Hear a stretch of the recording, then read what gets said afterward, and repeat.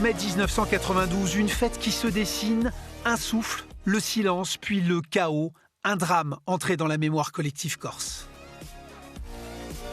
L'ACA a son destin Ligue 1 entre ses mains, le SCB doit finir correctement, le FCBB espère toujours en National et en N3, Furiani Aliani reste idéalement placé pour monter.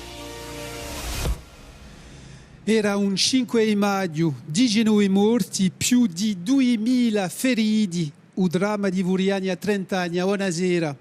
On referme cette séquence commémoration avec ce foot et basta, une édition entre retour sur la catastrophe et cette actualité qui court toujours. Une émission construite ce soir avec des acteurs de cette soirée de cauchemar. Celui qui devait porter le brassard du Sporting ce soir-là, Antoine Difraille. Bonsoir. Bonsoir. Merci d'être avec nous. Vous êtes désormais scout, recruteur, observateur de Montpellier en Ligue 1. À vos côtés, dans les rangs de l'OM, ou plutôt face à vous, celui qui devait être face à vous ce soir-là, Bernard Cazogne. Bonsoir Bernard. Bonsoir. Vous étiez un défenseur âpre, doté d'un superbe pied gauche, et vous avez fait depuis votre vie à Bastia. Un journaliste qui était en tribune, qui est tombé, qui a vécu le drame de l'intérieur. Bonsoir Jean Prenette. Bonsoir. Et enfin, il est le président de l'institution bleue qui vit avec ce passé, que ce passé oblige. Et il était dans cette tribune, dans ces tribunes de Furiani ce soir-là. Il avait 15 ans. Claude Ferrand dit bonsoir. Bonsoir. Tout de suite, on va examiner vos points de vue sur la catastrophe. C'est maintenant.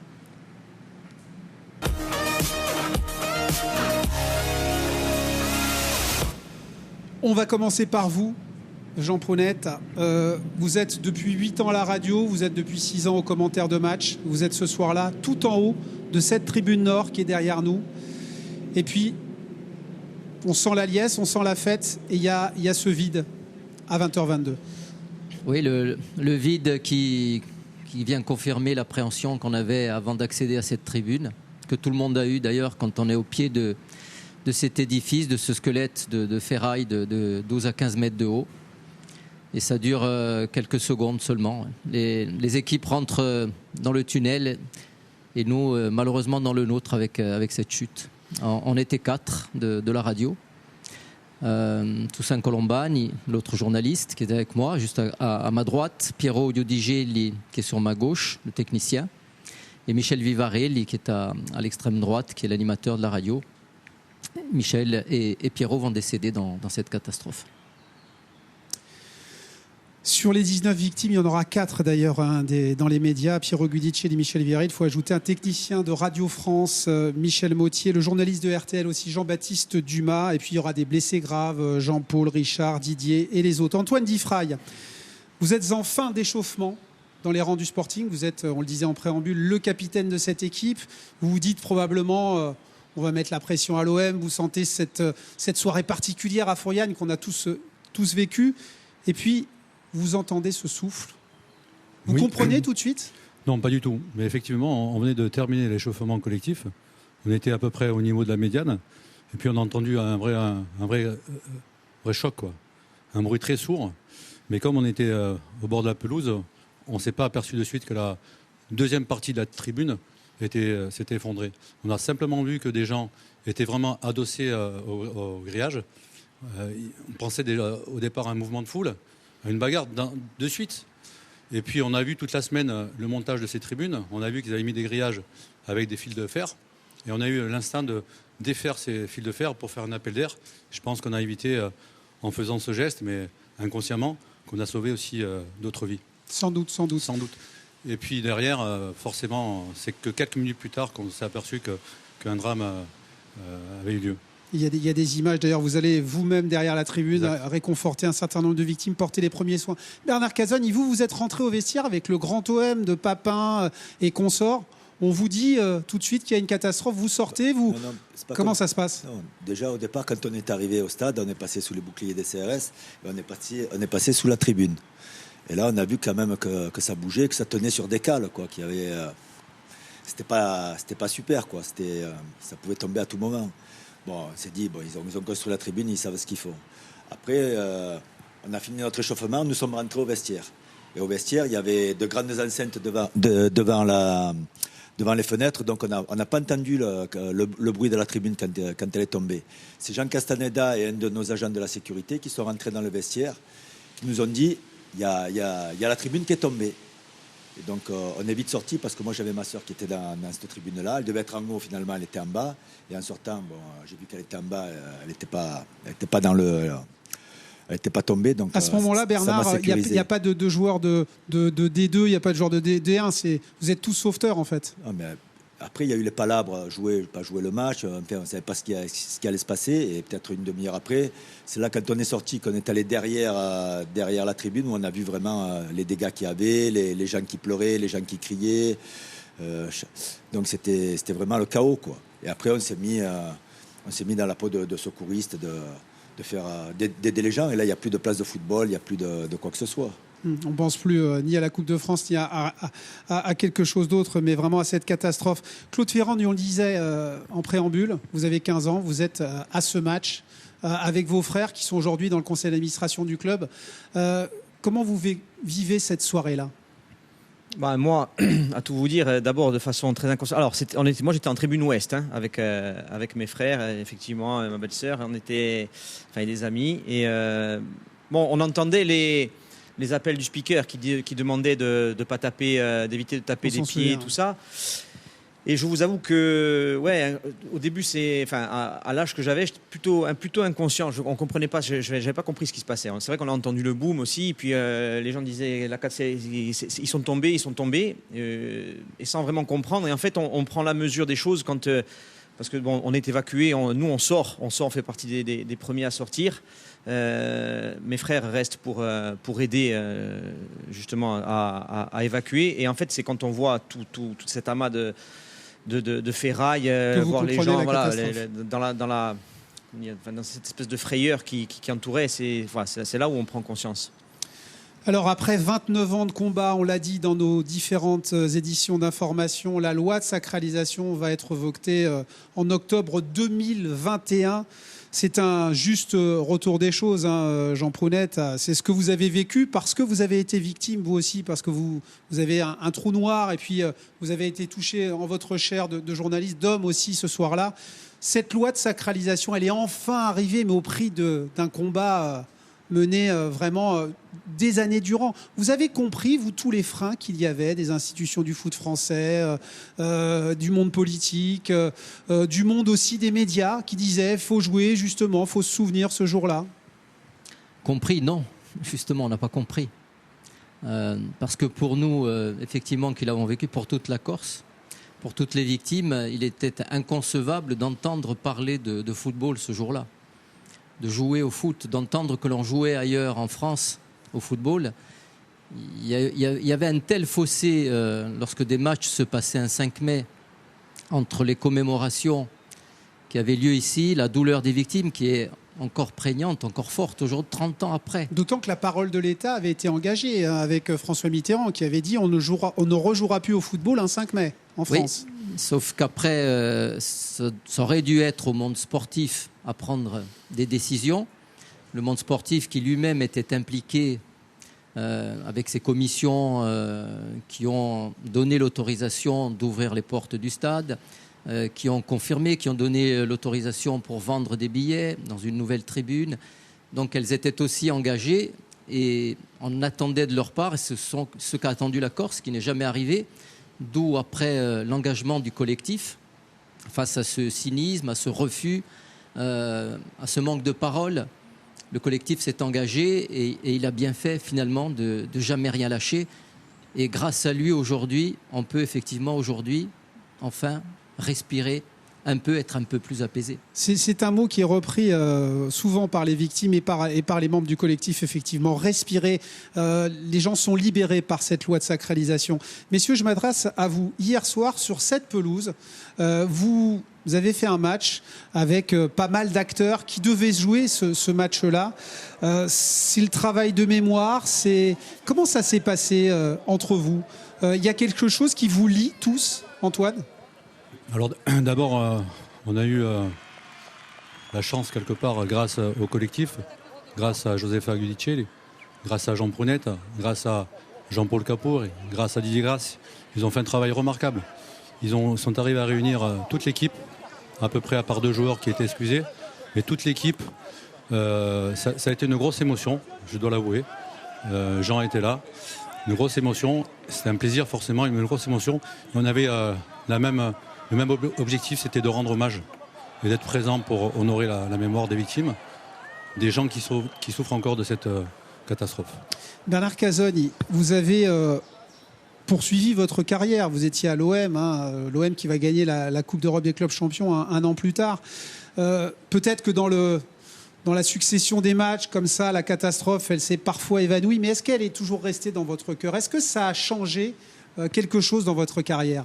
Est-ce que vous avez été un joueur différent après ce jour-là? Différent, non, mais ce que l'on a vécu, surtout que moi, après, ça fait 15 ans maintenant que je vis ici en Corse, donc j'y suis confronté presque tous les jours, parce qu'il y a tout le monde tu rencontres toujours des gens qui ont été touchés par la catastrophe. Mais après, non, que ça a changé ma vie, non. Mais votre caractère, peut-être votre vie d'homme? Non, vie d'homme non plus, mais ce que l'on vit, on l'a toujours là entre nous et en nous, et c'est dur comme je vous dis, on y est confronté pratiquement tous les jours, parce qu'on rencontre toujours des gens qui ont vécu ça. Donc on l'a en nous et ça partira pas. Et c'est vrai que ce qu'a réussi le collectif, d'arriver 30 ans après à commémorer ce drame, c'est un bel exploit, et par rapport aux instances du football qui ont fui leurs responsabilités. Antoine, vous avez toujours été un joueur le même qu'avant, ou vous avez été un joueur différent? J'ai été un joueur différent, forcément, parce que je suis corse, je suis bastiais, et à l'évidence, c'est marqué à jamais, quoi. Forcément. Oui, forcément. Alors le travail de mémoire, ça passe aussi par les enfants. Il y a eu une formidable image hier sur cette pelouse. Les enfants ont dessiné 5 mai 1992. C'était une initiative, une idée d'ailleurs du président de la Ligue Corse de football. Claude Ferrand dit, le SCB, votre club, a ça en lui, a cette catastrophe. Ça fait partie de son histoire. Ça fait partie de l'histoire de la Corse, de la mémoire collective insulaire, mais ça fait aussi partie de votre club. Est-ce que vous jouez aussi pour les victimes? Est-ce que ça vous oblige quelque part à un certain comportement? Oui, je pense que le Sporting, au-delà je dirais de le garder, au-delà de le garder en vie, de le reconstruire pour la passion qu'il peut représenter, on se doit aussi de le faire vivre par rapport à ce devoir de mémoire, ouais, parce que c'est fortement lié. Donc je pense que le Sporting doit permettre de garder cette flamme toujours en vie, et de faire en sorte que les gens puissent se raccrocher un peu à ça. Parce qu'il ne faut pas oublier que ce sont des passionnés qui sont tombés, ce sont des passionnés qui sont décédés, ce sont des passionnés qui sont blessés aujourd'hui. Et donc pour ceux qui sont tombés, pour leurs familles, et je pense que c'est important de pouvoir... Ouais, ça fait partie des choses importantes pour lesquelles le club doit continuer de vivre. Est-ce qu'il fallait reconstruire ici, Jean Prunette? C'est une question qui nous a tous partagés, nous, amoureux, suiveurs de la chose bleue. Ce stade, il a coûté 40 millions d'euros, il coûte plus de 2 millions d'euros en coût de fonctionnement aujourd'hui. On envisage, dans le sillage de la communauté d'agglomération, d'y mettre encore 7,5 millions pour le repenser, aussi en ses abords, aussi dans sa dimension sécuritaire. Aujourd'hui, vous croyez que il y a de la vie ici et c'est un bien, ou vous pensez qu'il aurait fallu reconstruire ailleurs?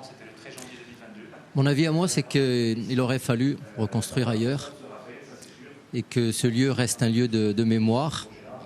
Et là où s'est imposé le silence, il fallait que le silence reste. C'est un avis tout à fait personnel, mais pour tous ceux qui l'ont vécu, c'est toujours un long chemin de venir jusqu'ici. C'est un stade que j'ai évité pendant des années après la catastrophe, parce que c'était comme ça. Et après, on prend la décision de revenir, tout doucement, de retravailler et de savoir pourquoi on retravaille. Vous commentez pour vous, pour vos auditeurs, mais pour les gens qui ne sont plus là aussi? Voilà, surtout pour mes amis qui m'ont quitté. Et comme disait Claude, c'est des gens qui sont tombés pour l'amour du foot et tout, et du club. Donc on s'est dit, on va y aller pour eux.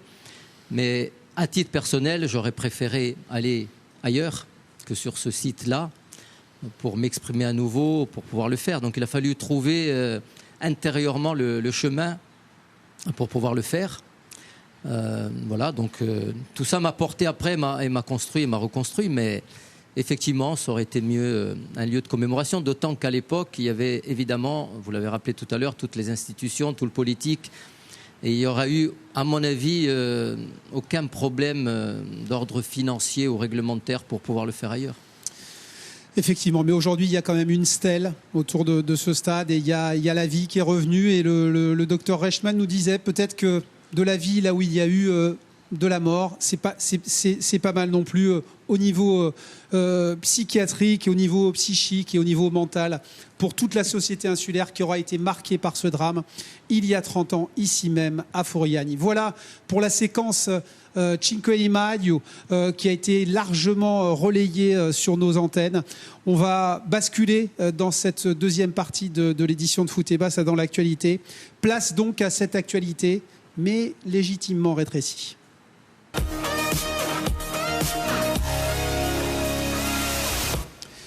Parce qu'il n'empêche, l'ACA mérite que l'on s'y penche un peu sur les blancs et rouges, mené par son meilleur ennemi, le Havre. C'était le week-end dernier à Timisoara, avec deux jeunes joueurs de talent comme Ablin. Les ACistes ont réagi prestement et en 12 minutes pris les devants.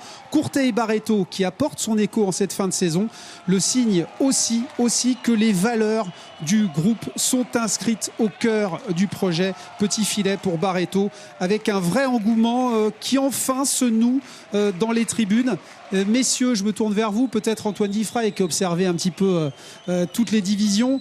L'ACA, projet cohérent, projet stratégiquement bien conçu. Oui, je pense. Dans la mesure où Olivier Pontalogne est dans ce club depuis pas mal d'années, dans la mesure où Johan Cavalli est directeur sportif et qu'il a mis en place une politique sportive très intéressante, et puis qu'ils ont aussi fait un recrutement à base d'anciens qui connaissent très bien la Ligue 2 et une ossature très forte, gardien, milieu défensif, numéro 10 et attaquant. Ils méritent d'être à leur place. C'est pas encore fait pour la montée, ça va être compliqué jusqu'à la fin, mais en tout cas je leur souhaite le maxi. Justement, le classement de cette Ligue 2, 3 points d'avance pour l'ACA, la deuxième place est qualificative directement pour la Ligue 1. Bernard Cazogne, il reste 2 matchs, le destin est entre les mains des ACistes, ou entre les pieds, c'est selon. Ouais, mais là ils sont bien partis, puis ça récompense tout le travail de plusieurs années, de stabilité. Comme l'a dit Antoine, quand il y a un coach qui est là depuis presque 10 ans, ça montre tout le travail qui est fait, la confiance que l'on fait à des personnes. Claude Ferrand, dans la course à la deuxième place, tout le monde a gagné le week-end dernier. Auxerre et Sochaux sont toujours dans le coup. Un mot sur ACA, solide, cohérent. Depuis le derby, vous avez gagné à Timisoara, ça fait 8 matchs, 6 victoires, 2 nuls. C'est fort. C'est très fort. Et tout a été dit, c'est un projet cohérent. C'est bien réfléchi, c'est posé. On base ça sur de la stabilité. Il y a un modèle jeune aussi, une stratégie. Ça peut être un exemple pour vous ? Bien sûr. Il faut que ça soit. Il faut s'inspirer de tout. Après, il ne faut pas prendre l'exemple à 100% parce qu'on sait que reproduire à 100% les choses, ça ne marche pas forcément. Mais il faut s'en inspirer, bien sûr. C'est très important. Ce samedi 19h, regardez les matchs à venir. Grenoble, ACA au Stade des Alpes, Le Havre, Auxerre, Valenciennes, Sochaux.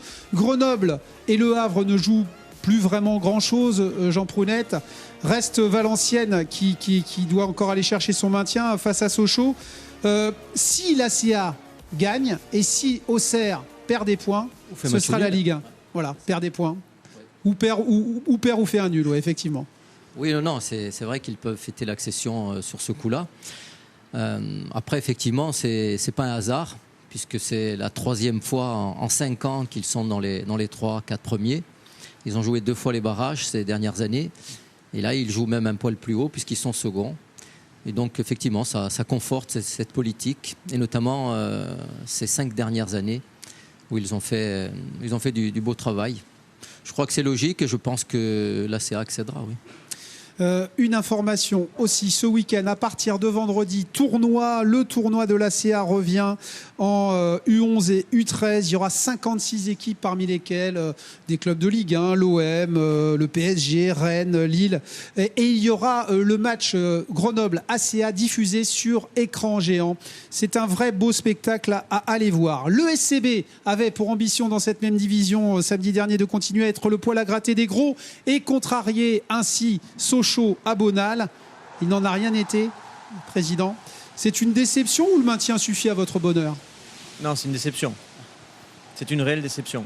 Parce qu'on était parti pour gratter quelque chose. Je ne dis pas qu'on n'avait pas la prétention d'arriver et de vouloir glaner la victoire, mais gratter quelque chose pour montrer et finir sur une note positive, quoi. Voilà. Donc on s'était mis comme défi, comme objectif de terminer les 3 matchs avec la vaillance qui doit nous caractériser. Aller chercher la première moitié du classement aussi?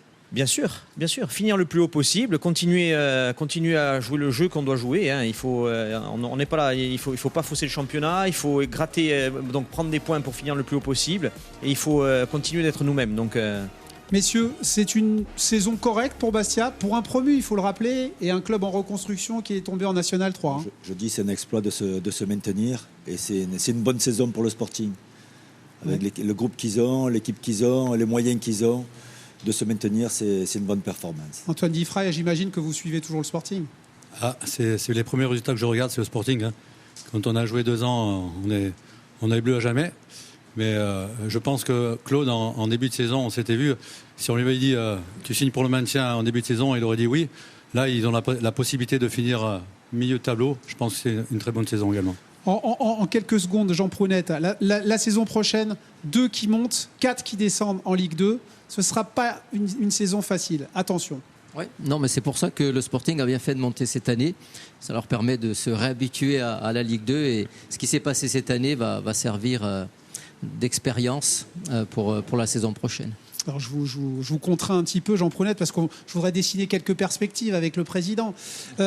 Président, au niveau financier d'abord, je crois qu'il y a 2 procédures en cours. Il y en a une devant le TAS, le tribunal administratif du sport. Il y a 2 transferts, 2 prêts payants qui n'ont pas été réglés, Bifouma et Bengtson, je crois. Il y en a pour 700 000 euros, si je ne dis pas de bêtises. Et puis il y a la liquidation, qui est une autre procédure. En gros, ça fait 1,4 million. Une épée de Damoclès au-dessus de vous. Ce sont des sommes qui ont été budgétées, mais reste à les payer effectivement, si vous deviez les payer, même si vous vous battez avec vos avocats, vos conseils. Il va peut-être y avoir un problème de trésorerie, non? Ça peut effectivement créer des difficultés. Hein. C'est des choses qui ne sont pas nouvelles. Le TGI, ça dure depuis maintenant 2 ans et demi ou 3 ans. Le tribunal arbitral du sport, c'est quelque chose qui s'est révélé lors de notre accession en Ligue 2. C'est là où les clubs se sont réveillés, entre guillemets, sachant que ces 2 clubs avaient quand même produit leurs créances auprès du tribunal de commerce de Bastia sur la liquidation de la SASP. Hein. Mais voilà, là on risque d'être recherché par la FIFA. Enfin, on est recherché là-dessus.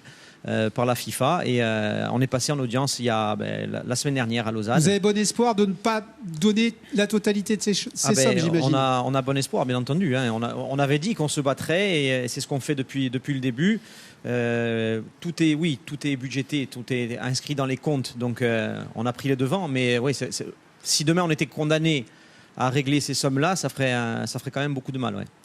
Ouais. Juste en quelques secondes, Président, le mercato qui se dessine, il va débuter le 10 juin jusqu'au 1er septembre de mémoire. Il vient d'être publié, les dates viennent d'être publiées par la LFP. Vous voulez dessiner quoi comme effectif? Pas mal de Corses, pas beaucoup de Corses. Qu'est-ce que vous allez faire? Des Corses, bien entendu. Si tant est que, le maximum de Corses avec, je dirais, le niveau qui va pour pouvoir se maintenir. Antoine Diffray ne pourra pas. Hein. On l'a vu hier, il a un petit peu mal au genou. Je lui ai demandé hier et il a dit qu'il ne pouvait pas. Non, bien sûr, faire en sorte de constituer le même esprit de groupe qu'on a eu jusqu'à maintenant. Hein. Faire en sorte d'avoir quelque chose qui soit apte à combattre, parce que c'est ce dont on va avoir besoin, de la vaillance. 2e victoire de rang pour le FC Bastia-Orgue en national. Une première cette saison, vendredi dernier face à Créteil. C'est fort, un but mérité en début de partie. Voilà, il intervient ici par Baswamina une nouvelle fois. Et Borgo va résister jusqu'à inscrire un second but. Alors il est coutumier du fait, regardez ça, c'est absolument superbe. Andiagne, ça fait lunette, c'est flottant, c'est puissant. C'est un très très très beau coup franc, c'est un vrai pied ce Julien Andiagne. Il a vraiment des qualités. C'est le genre d'image qui reste dans une saison. C'est une énième frappe remarquable de sa part. Et le FCBB de mériter peut-être de garder une petite chance de maintien. Il faudra gagner à Châteauroux et espérer un faux pas de 7 contre Villefranche-en-Beaujolais, qui est presque 3e. Il peut aller chercher les barrages, Villefranche-en-Beaujolais encore, parce que vous savez que 7 face au Red Star pourrait être pour avoir peut-être 3 points de plus. On pense, Jean Prenette. C'est possible. C'est très très très plausible. Oui, il y a eu une décision d'ailleurs en Ligue 2, je crois, du côté de Nancy. Ouais. À peu près, il y a une similitude de situation et effectivement, Nancy a eu match gagné. Il va falloir faire de toute façon 2 nouveaux exploits et rêver. Le FCBB, c'est un petit peu le continuateur du CAB, Antoine Diffray. Votre club. Je sais. Il y a Antoine Emmanuel qui est là, il y a Stéphane Rose qui est revenu. Donc, qui jouait avec vous d'ailleurs. Oui, c'est vrai. On s'en souvient. Ouais, il y a longtemps. Non, mais c'est vrai que ça va être compliqué pour Borgo. Quoi. Mais je leur souhaite également de pouvoir se maintenir. Tant qu'il y a de la vie, il y a de l'espoir. Julien Maggiotti, voilà un autre joueur corse avec beaucoup de qualité. Regardez cette passe décisive.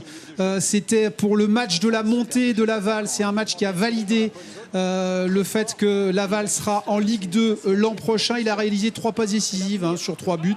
2 superbes avec ce centre notamment pour Durban, Geoffrey Durban, un ancien du FCBB d'ailleurs. Et puis on n'oublie pas aussi Jean-Jacques Roux qui est en passe aussi lui de monter avec Annecy. Ces 2 éléments qu'on a toujours suivis à Foot et Basse et on continuera à les suivre. Un mot du National 3. Regardez, c'est tout en haut. Fouriani Aliagne a toujours son destin en main avec 57 points, mais un match de plus à disputer que Cannes.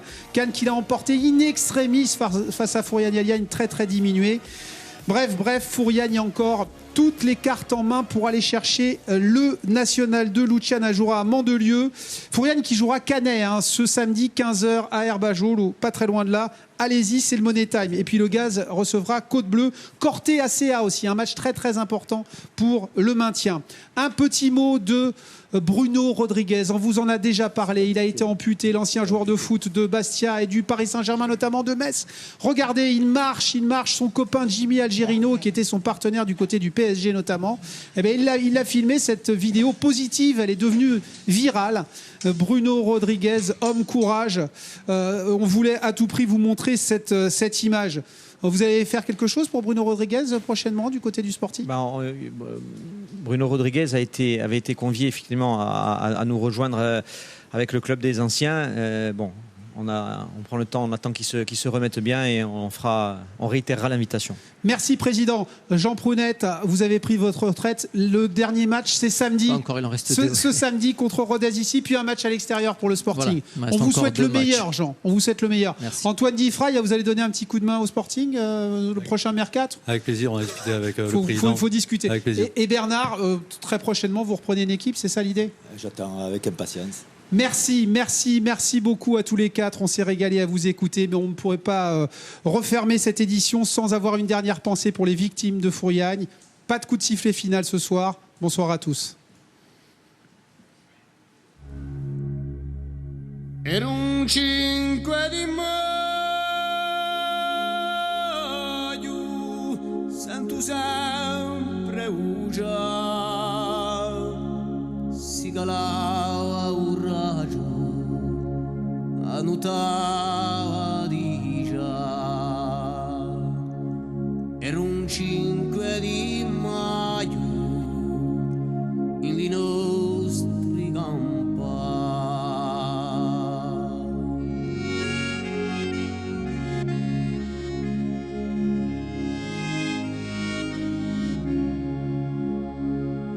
Due spaesate,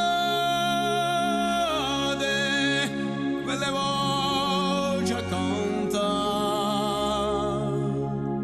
altre chi sovultate, la non te se chiama.